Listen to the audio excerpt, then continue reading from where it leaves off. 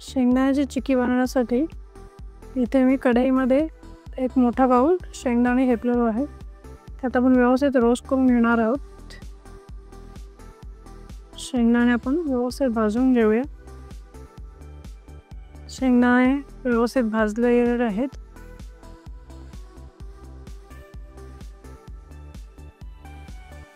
तर शेंगदाणे इथे भाजून थंड झालेले आहेत। तर आता आपण चोरून घेणार आहोत त्यांना।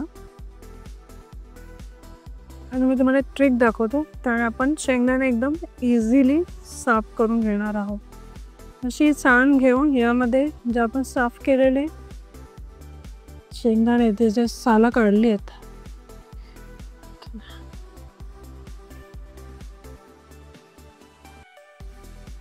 अशा पद्धतीने आपण ह्याची जी साल आहेत ती वेगळी करून शेंगदाणे वेगळे करून घेणार आहोत। तर आता आपण गॅसवर मी पॅन ठेवलेला आहे। त्यामध्ये कढईमध्ये मी ज्या वाटीने आपण शेंगदाणे घेतले होते त्याच वाटीने मी गूळ कापून घेतलेला आहे। त्याच वाटीच्या मापाने गूळ घेतलेला आपण। त्यात थोडंसं आपण पाणी घालणार आहोत। आता आपण गूळ व्यवस्थित वितळवून घेऊया।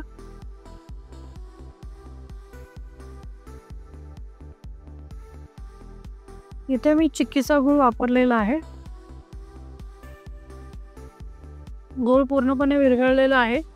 आता यामध्ये आपण एक चमचा मी इथे तूप घालून घेते। गूळ आपण पाण्यात घालून बघूया की तयार झाला आहे की नाही।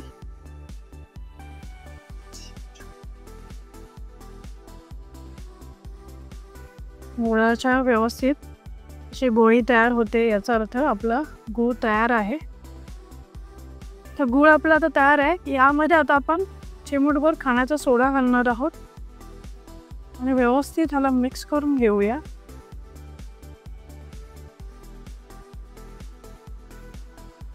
आणि यामध्ये आपण जे क्लीन केलेले शेंगदाणे आहेत ते घालून घेणार आहोत।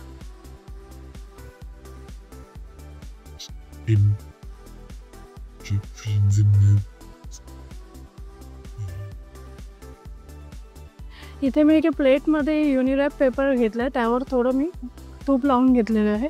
आता आपण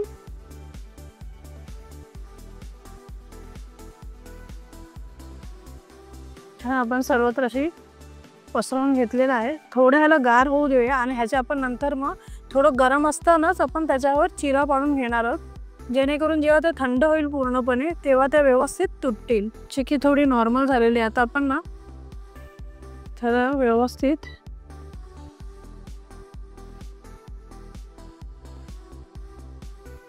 कट करून घेऊया।